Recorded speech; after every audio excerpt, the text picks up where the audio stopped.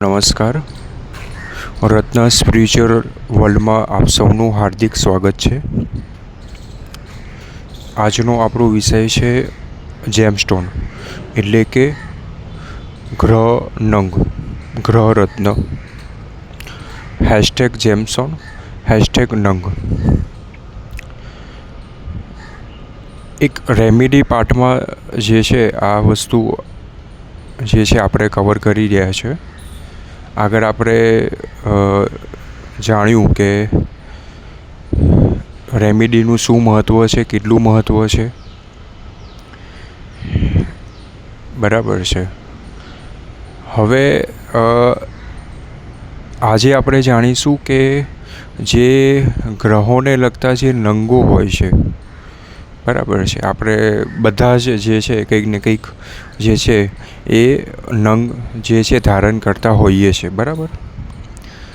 તો અહીંયા આજે આપણે જાણીશું કે શું જે નંગો આપણે ધારણ કરીએ છીએ એ નંગથી સાચેજમાં કોઈ તકલીફ, કોઈ ઈચ્છા પૂરી થાય છે, તકલીફ દૂર થાય છે, સાચેજમાં તેની અસર જે છે એ આપણા જીવન ઉપર કે આપણા સમય ઉપર થાય છે કે નથી થતી, તે આજે જે છે આપણે જાણીશું.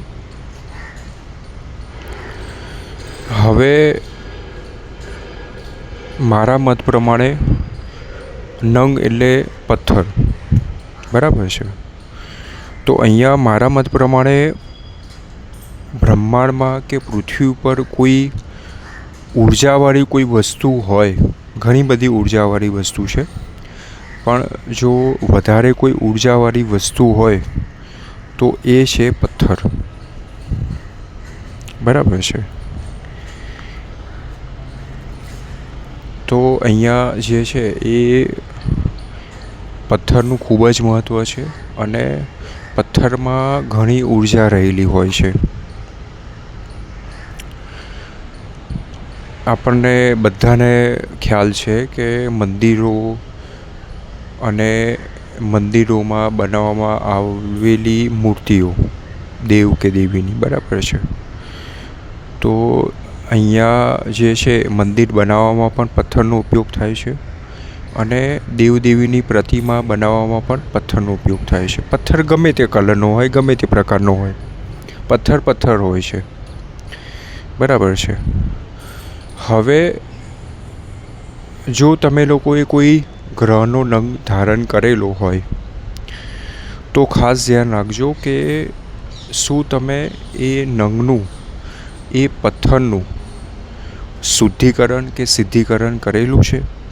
એટલે કે તમે શુદ્ધિકરણ, સાફ જે છે આપણે કરેલું છે, અથવા તો સિદ્ધિકરણ, સિદ્ધ એટલે મંત્ર જાપ દ્વારા કરવામાં આવેલું સિદ્ધ, બરાબર છે.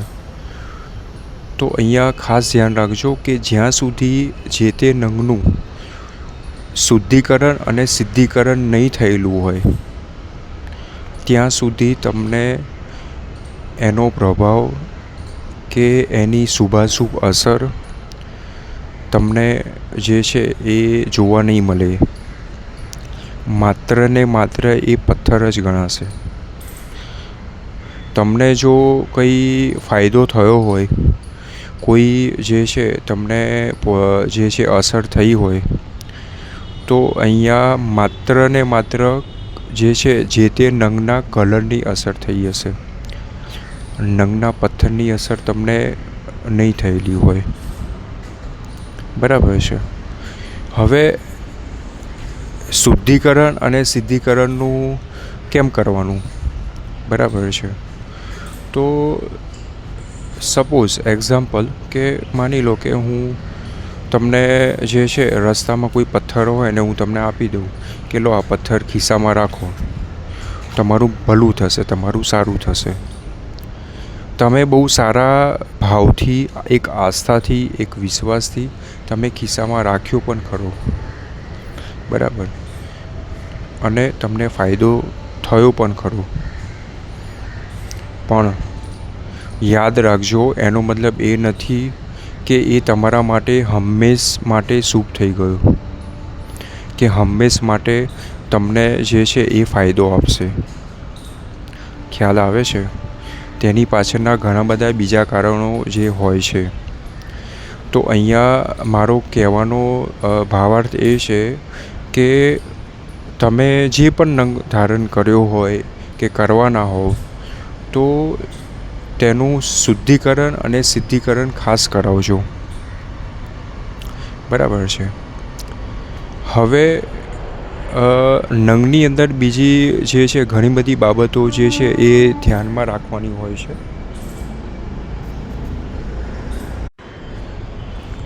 હવે બીજી જે બાબતો જે હોય છે એ સપોઝ માની લો કે તમે કોઈ જે છે ઓનલાઈન જોયું કે કોઈ સાંભળ્યું કે કોઈએ કીધું કે તમે આ નંગ ધારણ કરી દો. બરાબર છે. તમે આ વસ્તુ ધારણ કરી દો. બરાબર છે.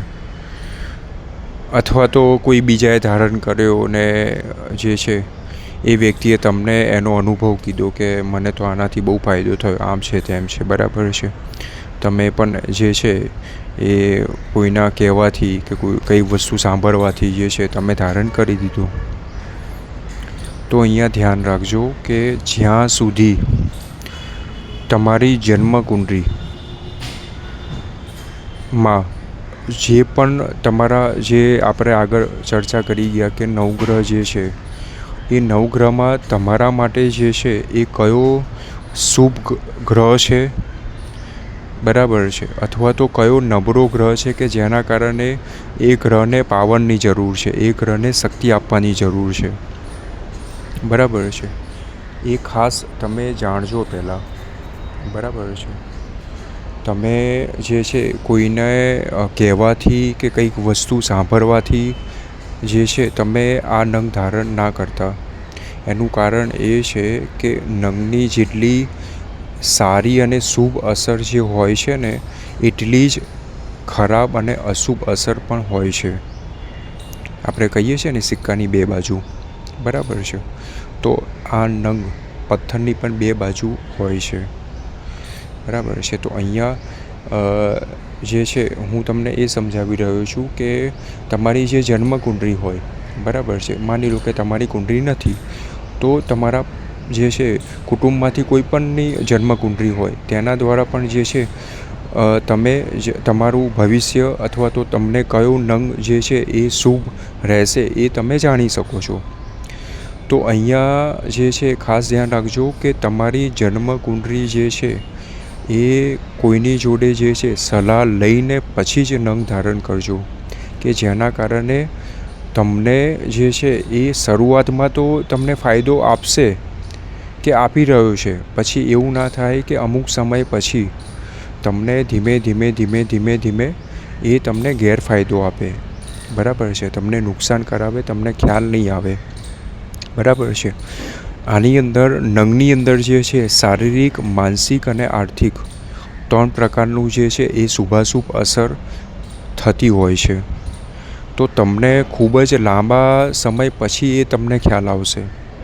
બરાબર છે. તો અહીંયા મારી સલાહ એ રહેશે કે જ્યારે પણ તમે નંગનું કંઈક વિચારતા હોય કે ભાઈ મારે નંગ ધારણ કરવો છે, બરાબર છે, અથવા તો તમે ધારણ જે છે એ કોઈની સલાહ વગર જો ધારણ કરેલું છે, ભલે તમારા માટે હાલમાં પણ એ શુભ છે, બરાબર છે, તો પણ તમે જે છે કોઈની જે છે સલાહ લઈને તમે આગળ વધજો, જેના કારણે જે છે તમને જીવનભર જે છે ને એ તમને આની શુભ અસર જે છે તમને મળ્યા કરે. બરાબર. તમારું જે જીવન છે ફ્લક્ચ્યુએટિંગ ના રહે, અથવા તો શુભાશુભ અસર જે છે એ ફ્લક્ચ્યુએટિંગ ના રહે, ઉતાર ચઢાવ ના રહે. બરાબર છે. નંગ એક એવી વસ્તુ છે કે જે જીવનમાં એક જ વખત ધારણ કરવાની હોય છે, પણ એની અસર જે છે એ જીવનભર તમને મળતી હોય છે. બરાબર છે. તો અહીંયા મારી સલાહ એ છે કે તમે નંગ જે છે એ કોઈની સલાહ લેજો અને પછી જ તમે ધારણ કરજો. એની જે વિધિ છે ધારણ કરવાની એ સંપૂર્ણ તમે જે છે કરજો, એના પછી જ તમે આગળ વધજો. તો અહીંયા આજનો આપણો ટૉપિક હતો હેશટેગ જેમસ્ટોન હેશટેગ નંગ.